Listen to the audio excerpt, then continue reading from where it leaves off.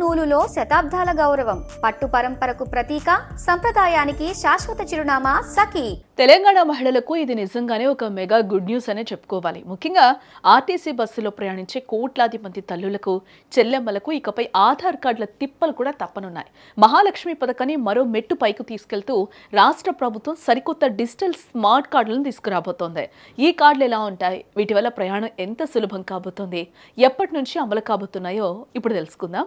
ఈ ఏడాది అంటే 2026 జూన్ 2న తెలంగాణ రాష్ట్ర అవతరణ దినోత్సవం సందర్భంగా ఈ స్మార్ట్ కార్డుల పంపిణీని ఘనంగా ప్రారంభించాలని సర్కార్ భావిస్తోంది. దీనిపై డిప్యూటీ సీఎం భట్టి విక్రమార్క గారు ఇప్పటికే అధికారులతో రివ్యూ కూడా నిర్వహించడం జరిగింది.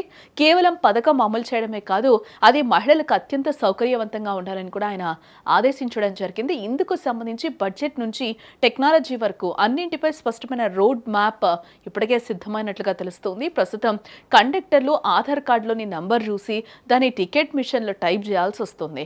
దీనివల్ల బస్సులో రద్దీ పెరగడమే కాకుండా సమయం కూడా వృధా అవుతుంది. బట్ రాబోయే స్మార్ట్ కార్డులో హైటెక్ చిప్ లేదా క్యూఆర్ కోడ్ ఉంటుంది. కండక్టర్ తన దగ్గర ఉన్న మెషిన్తో కార్డును స్కాన్ చేయగానే ఆటోమేటిక్గా మహిళ వివరాలు రికార్డ్ అవుతాయి. అంతేకాదు కార్డుపై లబ్ధిదారి ఫోటో కూడా ఉంటుంది. దీనివల్ల ఆధార్ కార్డు ఒరిజినల్దా కాదా అని చెక్ చేసే అవసరం కూడా ఉండదు. ఇది ప్రయాణాన్ని సూపర్ ఫాస్ట్ చేయబోతోందని కూడా మనం చెప్పుకోవచ్చు. ప్రభుత్వం ఈ కార్డులను నేరుగా రాష్ట్రం అంతటా పంపిణీ చేయకుండా చాలా పగడ్బందీగా అడుగులు వేస్తుంది. తొలుత పైలట్ ప్రాజెక్ట్ కింద ప్రతి జిల్లాలో ఒక మండలాన్ని ఎంపిక చేయనున్నారు. సుమారు 5 లక్షల మందికి ఈ కార్డులు ఇచ్చి క్షేత్రస్థాయిలో ఏవైనా సాంకేతిక సమస్యలు వస్తున్నాయా అనేది గమనిస్తారు.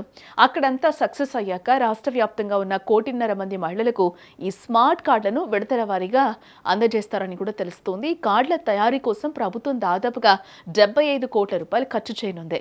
ఇప్పటికే అధికారులు 3 రకాల డిజైన్లను సిద్ధం చేస్తారు. అందులో తెలంగాణ సంస్కృతిని ప్రతిబింబించేలా, మహిళా లోకానికి గౌరవం ఇచ్చేలా లోగోలు మరియు రంగులను ఎంపిక చేశారు.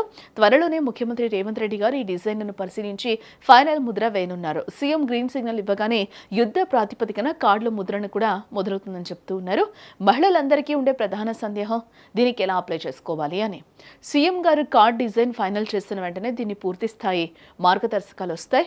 ఎక్కడ దరఖాస్తు చేయాలి, రేషన్ కార్డు ఉండాలా లేదా ప్రజాపాలన అప్లికేషన్ సరిపోతుందా అనే వివరాలు వెల్లడిస్తారు. అయితే ఈ స్మార్ట్ కార్డులు చేతికొచ్చే వరకు మాత్రం మహిళలు పాత పద్ధతిలోనే ఆధార్ కార్డును చూపించి ఉచితంగా ప్రయాణించవచ్చు.